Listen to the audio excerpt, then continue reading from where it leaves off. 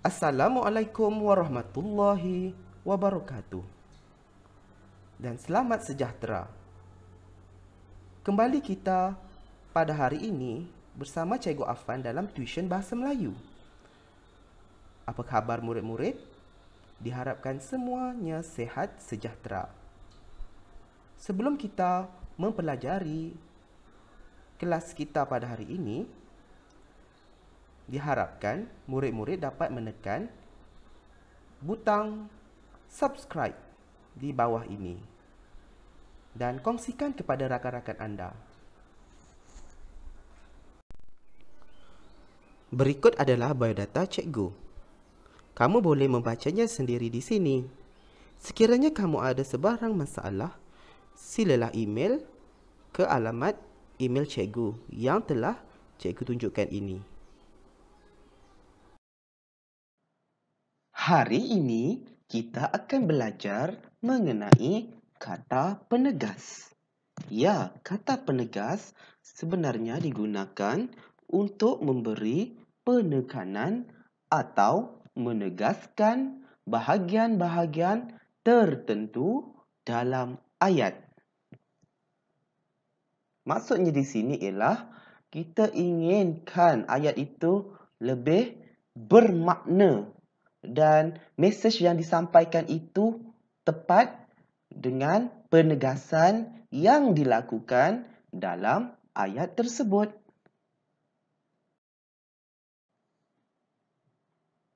Lihat di sini, terdapat banyak jenis kata penegas. Ya, lihat di hadapan kamu. Pertama ialah partikel kah. Kedua, partikel tah. Ketiga, partikel lah. Seterusnya yang keempat juga atau jua.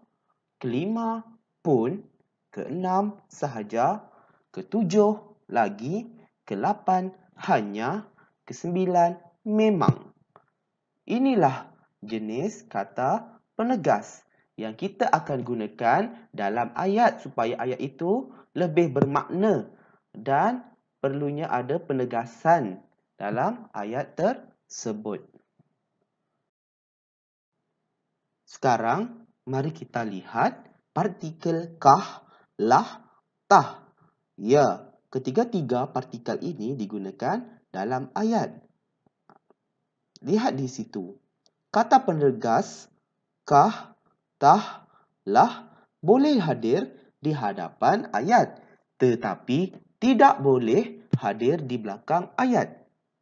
Ingat ya, mestilah di hadapan ayat. Di belakang ayat tidak boleh. Tengok perkara yang kedua, ditulis bergandingan atau dirangkaikan di hujung perkataan yang ditekankan atau ditegaskan. Maksudnya ialah perlu kamu ditulis secara rapat dengan perkataan. Tengok A. Partikel kah digunakan untuk menegaskan sesuatu pernyataan atau memberi penekanan kepada sesuatu ayat tanya atau ayat seruan. Jadi di sini digunakan untuk ayat tanya biasanya di sini kah, ya, untuk kita bertanya. Tengok B. Partikel lah digunakan untuk menegaskan sesuatu suruhan, permintaan, doa atau pernyataan. Lihat C. Partikel tah digunakan untuk menegaskan sesuatu pernyataan, keadaan harian dan situasi tidak sabar. Kita akan lihat contohnya selepas ini. Lihat di sini contoh ayat yang menggunakan kata penegas. Pertama, kata penegas partikel kah. Contoh ayatnya, apakah yang kamu bawa di dalam beg plastik itu?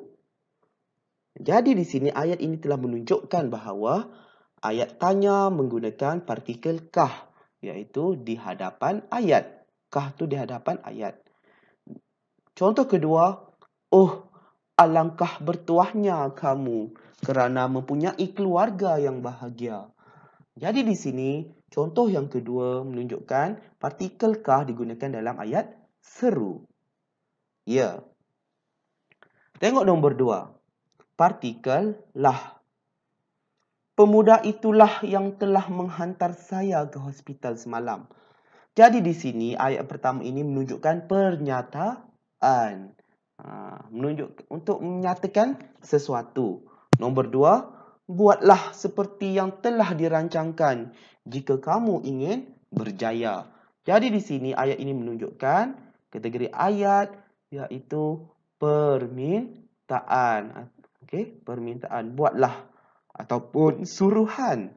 Buatlah. Contoh yang lain, ambillah. Okey. Tengok nombor 3. Ya Allah, kabulkanlah doaku ini. Jadi menunjukkan ayat ini dalam nada seru. Seru iaitu memohon doa lah. Supaya kamu memohon hajat kepada Allah untuk dikabulkan doanya. Boleh faham? Tengok contoh partikel tah. Nombor 1. Sebagai seorang murid, sekolah perlulah mematuhi disiplin. Apatah lagi seseorang murid itu menjawat jawatan sebagai pengawas sekolah. Jadi di sini, ayat ini menunjukkan ayat pernyataan. Okey, pernyataan yang ayat biasalah. Seterusnya nombor 2. Bila tah, agaknya dia akan melangsaikan hutang-hutangnya itu. Jelas di sini, kesemua ayat yang cikgu tulis ini, yang cikgu nyatakan, telah pun menggunakan kata penegas. Dan kata penegas ketiga-tiga partikel ini diletakkan di hadapan ayat. Harap kamu jelas ya penggunaan kata penegas. Sekarang kita beralih jenis kata penegas pun.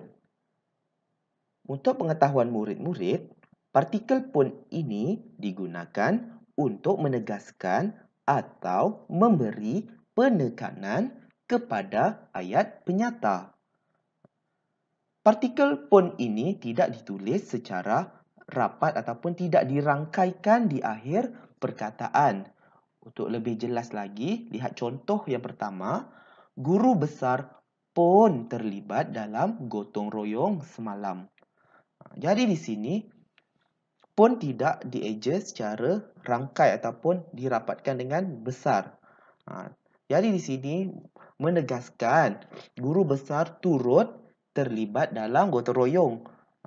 Bukan sahaja guru yang terlibat, tetapi guru besar sebagai ketua jabatan sama-sama bergotong royong. Contoh kedua, Mazlan pun menutup televisyen setelah disuruh oleh ayahnya. Jelaslah juga di sini, Mazlan lah dia seorang tu yang menutup televisyen. Tak ada siapa pun yang menutup televisyen. Jelaslah pun ini tidak dieja rapat dengan Mazlan, tidak dirangkaikan dengan Mazlan. Untuk pengetahuan murid-murid, pun boleh dirangkaikan dengan perkataan apabila membentuk kata hubung ataupun penanda wacana. Contohnya, biarpun, meskipun, kendatipun, walaupun, lagipun, sungguh pun demikian. Jadi di sini ayat-ayat ini, perkataan ini boleh dirangkaikan dengan kata penegas pun. Contoh ayatlah cikgu buat, memang cikgu tak tulis, tak taib. Jadi contohnya, biarpun dia seorang yang miskin, namun dia tetap belajar bersungguh-sungguh. Okey, itu contohnya kan. Jadi biarpun, pun tu boleh dirapat atau dirangkaikan dengan perkataan biar. Contoh kedua, meskipun. Meskipun hujan lebat, dia tetap datang ke sekolah. Titik. Jadi di sini menunjukkan walau apapun terjadi hujan lebat, dia tetap datang ke sekolah. Untuk menegaskan dia betul-betul datang ke sekolah. Harap kamu faham dan jelas. Kata penegas juga dan jua.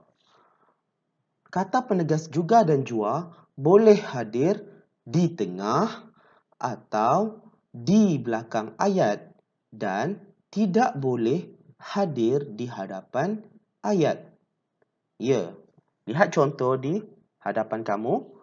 Dia juga ingin melanjutkan pelajaran di universiti. Maksud di sini sudah menegaskan bahawa dia melanjutkan pelajaran.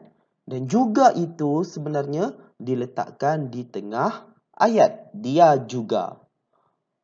Nombor 2. Adik ingin gula-gula dan aiskrim juga. Jadi di sini kalau kamu lihat, juga ini diletakkan di akhir ayat dan menegaskan bahawa adik menginginkan gula-gula dan aiskrim. Nombor 3. Walau apa-apa jua yang berlaku, dia tetap meneruskan perjalanannya. Jadi di sini menunjukkan bahawa jua digunakan di tengah-tengah ayat dan menegaskan bahawa biarpun berlakunya masalah, dia ataupun seseorang itu tetap meneruskan perjalanannya. Jadi di sini kamu sudah tahu penggunaan kata penegas juga dan jua mestilah di tengah dan di belakang ayat. Di hadapan boleh ke? Di hadapan tidak boleh diletakkan kata penegas juga dan jua. Harap jelas. Kata penegas sahaja dan lagi. Kata penegas ini hadir di tengah dan di belakang ayat, tetapi tidak boleh hadir di hadapan ayat. Maksudnya di tengah dan belakang boleh, depan tidak boleh. Lihat contohnya, dia bukan sahaja cantik, malahan dia seorang yang berbudi bahasa. Jadi di sini dia ada dua sifatnya. Satu cantik, satu lagi berbudi bahasa, iaitu sopan santun lah. Jadi menunjukkan bahawa sahaja ini menegaskan ayat ini dialah yang cantik dan juga berbudi bahasa. Lihat contoh kedua. Ayah ingin membetulkan bahagian brek kereta sahaja. Jadi di sini sahaja digunakan di akhir ayat. Dan bahagian brek sahaja, iaitu bahagian kereta itu yang perlu diperbetul. Nombor 3, Maisarah ingin lagi bercuti di Cameron Highland. Jelas menunjukkan di sini lagi digunakan di tengah ayat. Dan Maisarah menegaskan keinginannya untuk bercuti lagi di Cameron Highland. Tengok nombor 4, rumah nenek mahu diperbesar lagi. Jadinya lagi digunakan di belakang ayat.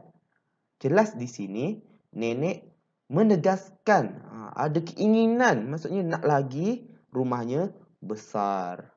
Harap kamu faham dan jelas ya.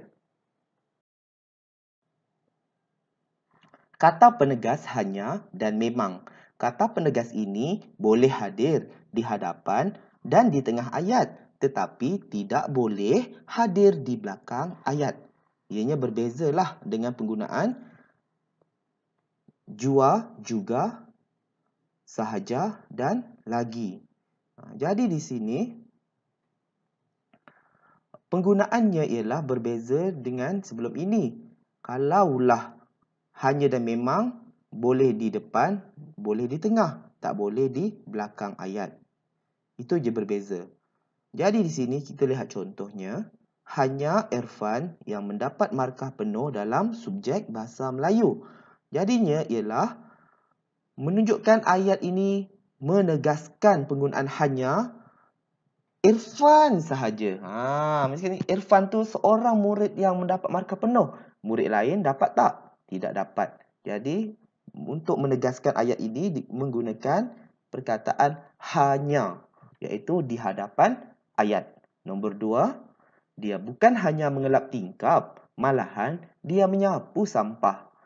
Jadi di sini menunjukkan bahawa ayat ini menggunakan kata penegas hanya dan dia iaitu pelakunya melakukan dua pekerjaan iaitu mengelap tingkap dan lagi satu menyapu sampah. Lihat contoh ketiga. Fasyah memang seorang gadis yang peramah. Jadi di sini menegaskan bahawa Fasyah ini ialah seorang gadis yang betul-betul peramah. Kata orang betul memang dia adalah seorang peramah lah kan. Jadi di sini nombor 4 memang Datuk yang menebas rumput di belakang rumah. Jadi memang ini digunakan di hadapan ayat dan Datuk seorang saja yang menebas rumput di belakang rumah. Harap kamu faham penggunaan kata penegas hanya dan memang. Sekarang, mari kita bina 7 ayat menggunakan kata penegas yang dinyatakan dalam jadual di bawah ini. Jadi di sini cikgu sudah senaraikan 7 kata penegas dan sila kamu buat ayat menggunakan kata penegas mengikut konteks yang sesuai. Selamat mencuba. Sekarang, mari kita menjawab soalan pada bahagian B, iaitu kenal pasti kata penegas yang salah dalam ayat. Kemudian, betulkan ayat tersebut dengan kata penegas yang sesuai. Di sini ada 6 soalan. Cuba kamu jawab soalan ini dan kita akan semak selepas ini. Ini jawapan pada bahagian B yang telah kamu jawab sebentar tadi. Cuba lihat soalan nombor 1. Kakakkah yang menjahit baju raya saya? Ayat ini ayat penyata kerana tiada tanda soal di hujung ayat. Hanya menggunakan noktah. Jadi di sini yang salahnya di mana? Yang salahnya ialah partikel kah. Kah tidak boleh digunakan dalam ayat ini kerana tiada menggunakan tanda soal di hujung ayat.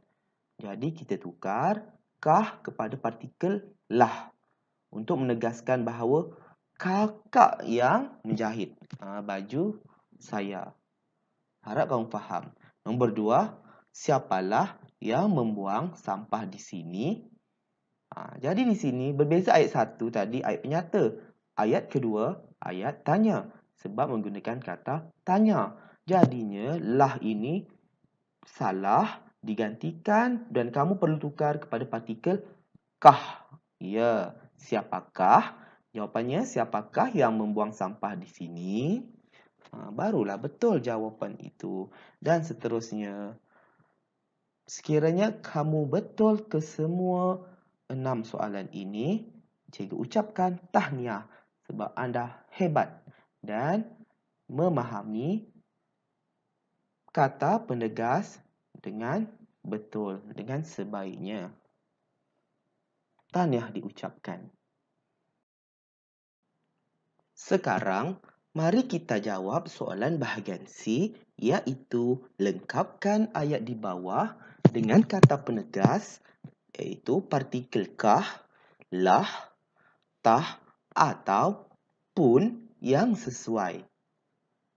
Jadi di sini cikgu sudah sediakan 9 soalan. Kamu hanya melengkapkan ayat ini dengan kata penegas yang sesuai. Lepas anda menyiapkannya, mari kita semak bersama-sama selepas ini. Berikut ialah jawapan yang betul bagi soalan yang telah kamu jawab sebentar tadi. Bagaimanakah dengan jawapan yang kamu berikan? Adakah semuanya betul? Tahniah diucapkan kepada murid yang berjaya menjawab kesemua soalan dengan betul. Yang kurang berjaya, Jangan putus asa. Teruskan memahami dan mengulang kaji pelajaran yang cikgu ajarkan pada hari ini. Tahniah diucapkan.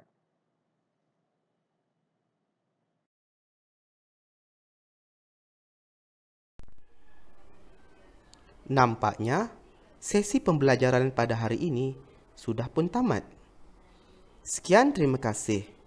Semoga kita berjumpa lagi pada tajuk yang akan kita pelajari pada masa akan datang nanti.